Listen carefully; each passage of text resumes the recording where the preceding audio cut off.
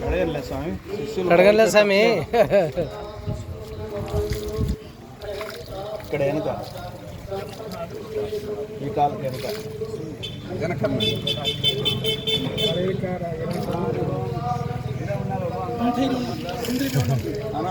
అంత వాళ్ళు ఓ మహావీరులారా, నా మాట ఒక్కసారి వినండి.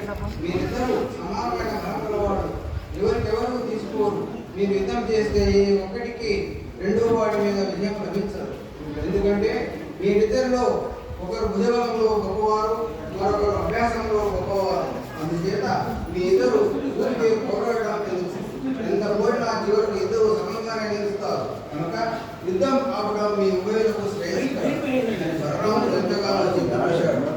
బలరాముడు ఎంత వాయించినా భీమ దుర్యోధనుడు యుద్ధం చేయడం మానవే. ఇద్దరు అన్యోన్య వైద్యాలతో విజృంభించారు. పూర్వం ఒకరినొకరు నిందించుకున్న మాటలన్నీ వారికి మనసులతో మిగిలాయి. దానితో బలరాముడు సూచించిన సంధి వారికి రుచించలేదు. మళ్ళీ వీర విక్రమంతో ఒకరితో ఒకరు తలపడ్డారు. భీమ దుర్యోధనుల సంగ్రామ దీక్షను చూసి బలరాముడు ఇలా అనుకున్నాడు. చెట్లు కావలైనట్లు అయ్యడుగా కానీ చోట నిలవక దివ్య సేనాది బంధు ప్రకారములు పరిదోషములు ఎదుర్కొన ద్వారకాపురం సొచ్చి అందుండి మగిడి నైమిషారణ్యమునకు జని అందులో మణిపుంగవులు అనుమతింప అచ్చటనక మఖము గావించి బహులక్షణుడు హంగి అంచిత జ్ఞాన పరిపూర్ణమైనట్టుగా వరంభించి దారులు బంధు బంధు జ్ఞాతి యతంతుగా నవభూత స్నానం ఆచరించి మంచి కానీ చెడు కానీ ఏది ఎలా జరగాల్సి ఉంటే అది అలా జరుగుతుందిలే. ఇది నిర్ణయం ఎప్పుడు ఎవరు మార్చగలరు అని ఇక అక్కడ ఉండటం అనవసరం అనుకుని ద్వారకా నగరానికి ప్రయాణమైనవాడు బలరాముడు. ఉగ్రసేనుడు మొదలైన యాదవనాథులు బంధుజనం సంతోషంతో ఎదురు వచ్చి బలరాముడికి స్వాగతం పలికారు. వారందరి ప్రేమాభిమానాలను చూరగొంటూ బలరాముడు కొంతకాలం పాటు ద్వారకా నగరంలో ఉన్నాడు. బలరాముడు తిరిగి నైమిషారణ్యానికి వెళ్ళాడు. అక్కడి మహర్షులందరి అంగీకారంతో అతడు చక్కని యజ్ఞం చేశాడు. విప్రులకు, ఋత్విక్కులకు, సభాసదులకు అనేకమైన దక్షిణ ఇచ్చాడు. వారందరికీ సుజ్ఞానం లభిస్తుందని వరమిచ్చాడు. పట్ట మహిషి అయిన రేవతీదేవితో కూడి యజ్ఞానంతరం బలరాముడు అవభృత స్నానం చేసి పవిత్రుడైనాడు. బలరాముడితో పాటు అతని బంధువులు, జ్ఞాతి జనులు అవభృత స్నానం చేసి పుణ్యులైనాడు. విలసిత మాల్యచందన నవీన విభూషణ రత్నవస్త్రము కొనుముగా దాల్చి అంచిత విభూతి దళిత్రి పూర్ణ చంద్రికా కలిత సుధాంశురేకయ యశకం వ్యసంకన్ నిజబంధు లోచనోత్పల చర్య ముల్లసిల్ల పరిపామురచాయ చందనం మొదలైన మైపూతలను పూడ్చుకొని క్రొత్త ఆభరణాలను వస్త్రాలను ధరించి పూలమాలలతో కైసేసుకుని వినూత్న కాంతితో ఒప్పుతున్న బలరాముడు గుండెమి నాడు పండు వెన్నెలలు కురిపించే చంద్రుడా అన్నట్లు బంధువుల పులువల వంటి కన్నులను వికసింపజేస్తూ ధవళమైన యశస్సుతో విరాజిల్లాడు. ఈ విధముగా అనంతుడును నక్కుడు అమేయ దాసరైన బలరామదేవుడు అత్యంత వైభవంతో ద్వారకా నగరానికి వెళ్ళి అక్కడ సుఖంగా చెప్పి సుఖయోగి మళ్ళీ ఈ విధంగా అన్నాడు.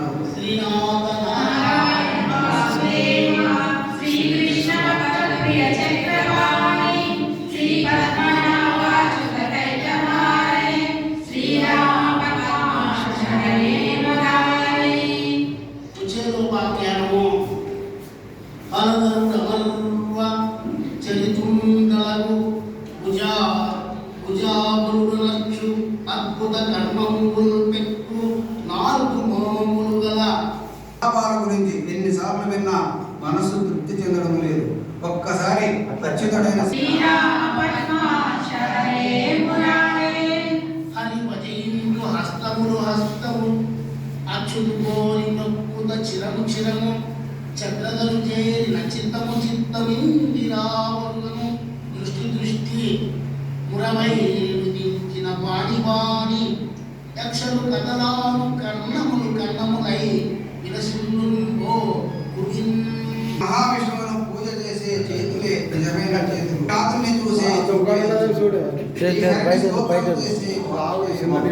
నారాయణుని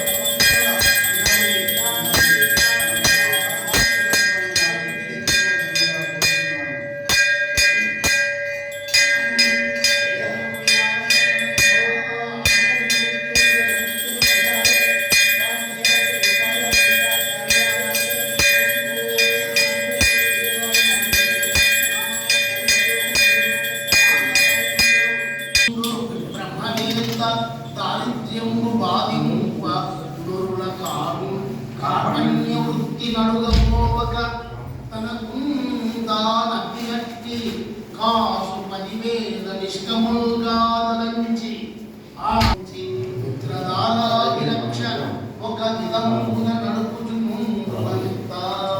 ఎప్పుడైతే అభిమన్యుని పుత్ర వేదాంగాలు చదివిన విప్రోత్తముడు అభిమానమే ధనముగా గలవాడు మహావిజ్ఞాని కోరికలు లేనివాడు శాంతగుణమే ప్రధానంగా భాషించేవాడు ధర్మతత్వముడు ఇంద్రియాలను జయించిన వాడు ఆధ్యాత్మిక తత్వవేత్త మహాత్ముల ఆత్మలో దర్శించగల భక్తాగ్రగణ్యుడు.